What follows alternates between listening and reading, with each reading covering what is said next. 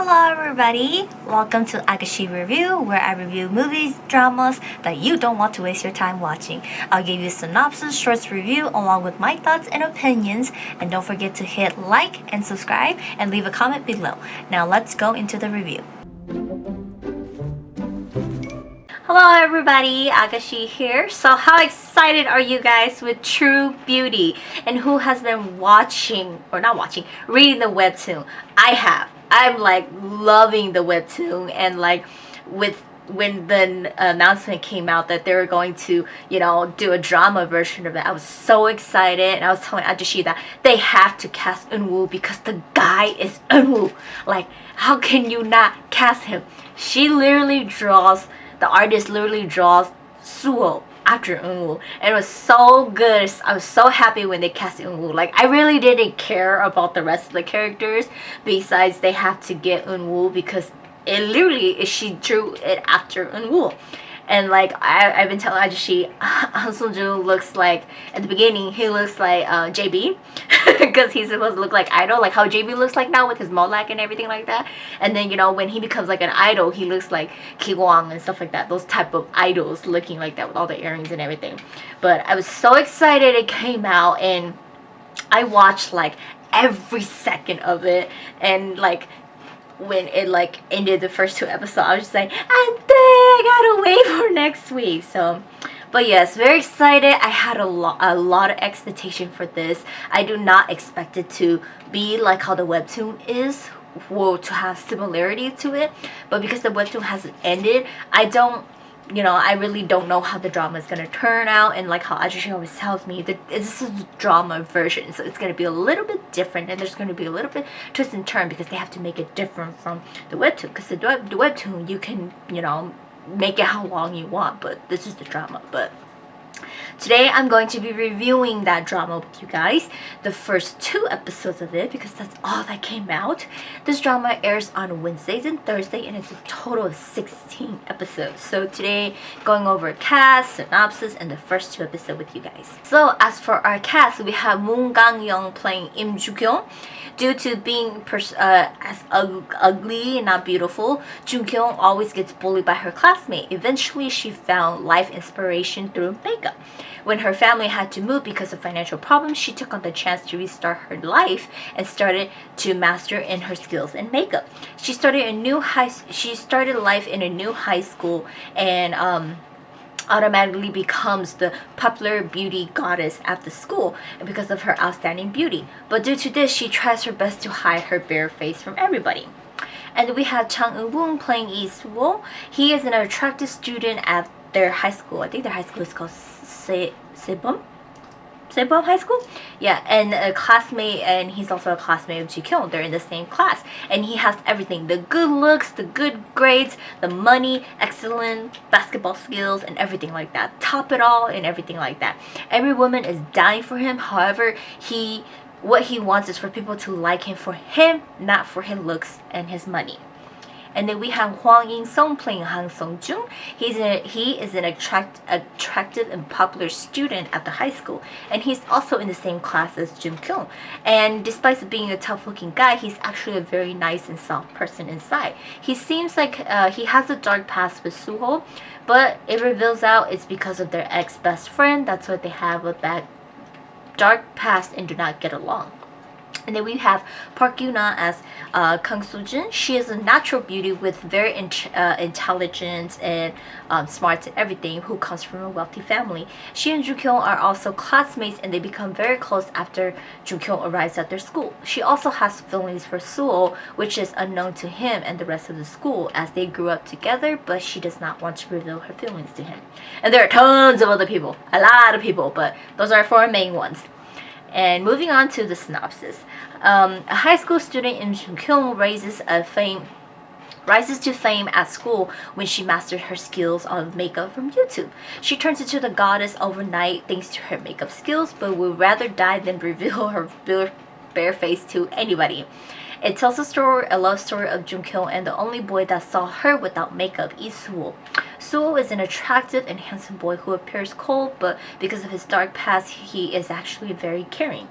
They grow they start to bond and grow together when they meet each other, sharing their secrets and finding love in each other. But can Suo deal with her true beauty and find out about her true beauty and accept her for who she is? So recap on the first 2 episodes, the drama starts us off with people mistaking baby Im Jung-kyung as a boy. When they learn she's actually a girl, they say she's ugly. She's not pretty. So that starts it off that she's ugly and having difficulties in school. This turns her into loving hard metal music and horror comics and ignoring the world about saying her that she's ugly, because in those world it don't matter, you know, and she finds it more soothing to herself. Now we move on to the present day. She's in high school and being bullied by the beauty of her school, Saemin. Jukyo does everything for her and is always bullied, but she puts on a positive vibe that they are her friends and she just has to be nice in order to get them to like her. She has a crush on this cafeteria dude. His name is Hyunbin, and he enjoys her taste in music too. So she plans on confessing her love to him the next day and asking him out.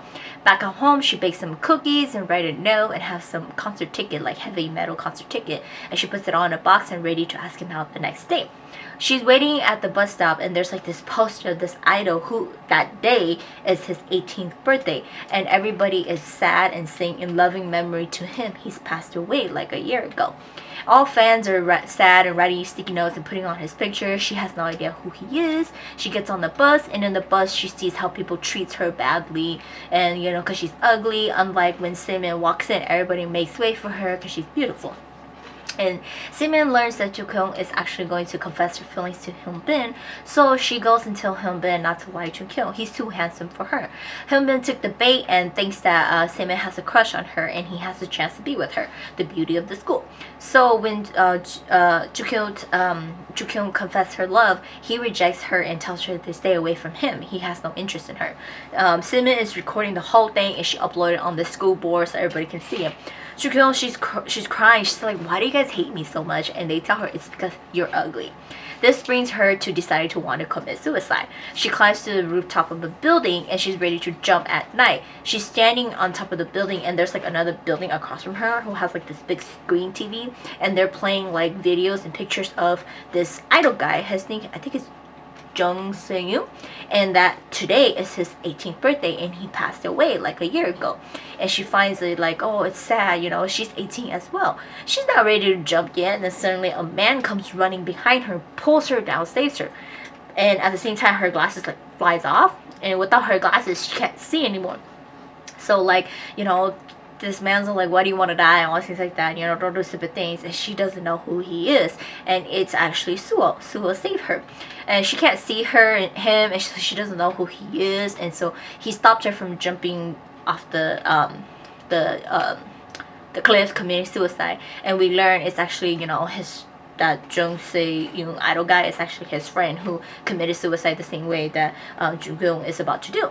So he ends up saving her. They leave the rooftop and the elevator is under maintenance, so she doesn't have her glasses anymore, so she's struggling to go down the stairs. He ends up piggybacking her way down to the bottom and puts her in a taxi, and she tells him that don't be sad, because he was complaining about to her why would she die and all stuff like that, and she keeps calling him Agashe because she thinks he's Agashe, and he's dude, I'm not Agashe, but he doesn't realize she can't see him because she doesn't have her glasses. And she tells him, don't be sad, cheer up, so that kind of lightened up his mood a little bit about her from her. And then we go back at home, she's on her way home and she realized that she left a voicemail to her mom about her suicide, so basically suicide death video to her mom. Back at home, her parents are fighting and her mom is about to kill her dad because he took some money from shark loans, and now they're having financial problems. She's working so hard for the family to make a decent living for them, but the father should screw it up. She comes back home and finds her mother crying, so she thinks her mother heard the message and thought that she was gonna kill herself. So she's all I'm sorry, I didn't mean to, and her mom's just don't, it's okay, I work hard for you guys, and stuff like that. And she points out, I'm ugly because of you, mom. You should have that's why I wanted to die. You should let me go and get plastic surgery. Her mom and her siblings just what the the hell are you talking about? Like, dude, we're in a situation where we are having financial problem. Why are you suddenly talking about that? And the truth is, her mom never got to listen to her video, her message, so they don't know that. So they're both talking about two different things, you know. So her siblings drags her away because she's stressing out her mom. So because she's so sad that night, she decides to look up how to, like, on this chat, like, board, stuff like that, randomly, to how to make her beautiful. And it tells her to go put on makeup. So she does put on makeup and goes to school the next day. And everybody is laughing and looking at her. She thinks, I'm beautiful. But unfortunately, her makeup makes her look like a ghost. She's all white, she had like rosy cheeks and everything. And so she's sad and wants to give up and like transfer school. And she tells her mom, and her mom's all like, whether you want to transfer or not, you're gonna have to, because they're moving back to their old house, old town. So she's so happy, and so she finally goes and learn how to actually do makeup, and she buys makeup, like good makeups, and she actually gets inspired by this YouTube lady, which is Selena Lee, and in the webtoon it's actually Suho's sister, which is still Suho's sister in this one. So she goes back to her old home and goes to attend the new school, and now she becomes a whole new person. She goes to school and everybody is staring at her. She's confused, she doesn't know why, and we finally see her face. She's beautiful goddess. She looks nothing like her old self anymore, and you know, her red pimple face is all gone, and she doesn't wear her glasses anymore. She's beautiful. And she meets Suho, and she kind of recognizes his voice, but she doesn't know why. She doesn't know who he is, and he doesn't treat her nicely as long as, like, just like how he treats other girls. He doesn't treat them nicely as well. And she ends up bumping to him, leaving like her compact foundation on his jacket. He throws it at her, and he's just toss it away. And she's like, I promise I'll clean it. I'll bring it back to you. And then she immediately becomes friends with Choi Soo-ah and Kang So-jin, and everybody is liking her because she's beautiful, and everything is so new to her, because in her old school she's always a slave, she's always being bullied and having friends and stuff like that. She's so happy, but she's afraid at the same time, like, what are they gonna think when they see how I actually look, you know? And her brother goes to the same school with her, and her brother teases her about her face, and he said that if you don't do what I say, I'm going to reveal your face to the school. So, you know, she does what he says, and she ends up at the comic book store where she used to always go. And the owner there is like, you know, loves her, and she's like his best customer, and he calls her Chupat. And she ends up going there, and she ends up meeting Suho, and he remembers her as the girl from the rooftop he saved, but she doesn't recall him because she didn't have glasses.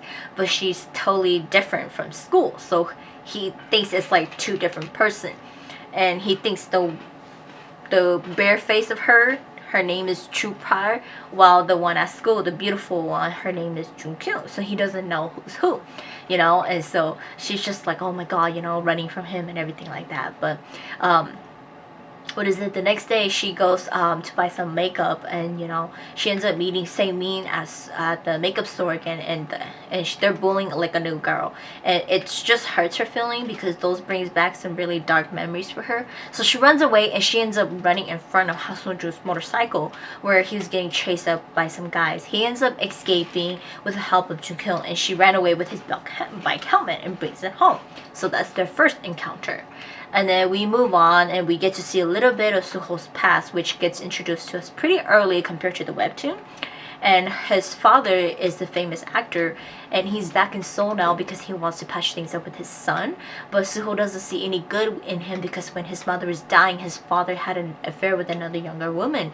So now he witnessed all of that, so he cut tie with his father long ago, and he wants nothing to do with him. So it's the weekend, and Junkyung is at the comic book store again, and she ends up meeting Suho, and she asked him to keep her secret when he thought it was about the suicide, but for her secret, it's actually about the makeup and her bare face. So he agrees to keeping the secret because she has the first edition of this comic book that he wanted. So she says she'll let him borrow it if he keeps the secret. He ends up doing stuff for her, and they enjoy like an afternoon together. She learns that it was his birthday, you know, so she ends up like giving him like a rare sticker that she kept a long time ago to him, saying happy birthday, and made him happy. And he, like, you know, you kind of see it. He starts to get comfortable with his Jupar.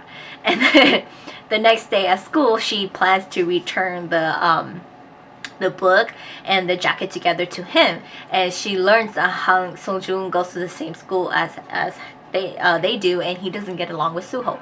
Nobody knows why, but obviously, you know, later she gives the bag to Suho, and she's like, you know, here, you know, like it contains the jacket and the book, and he's just like, dude, you're such a like attention seeker like that has a crush on me and stuff like that, you know, I'm annoyed by you, don't be around me. And she's like confused because she's all like, what the hell, I thought you knew who I am, me with makeup and without makeup.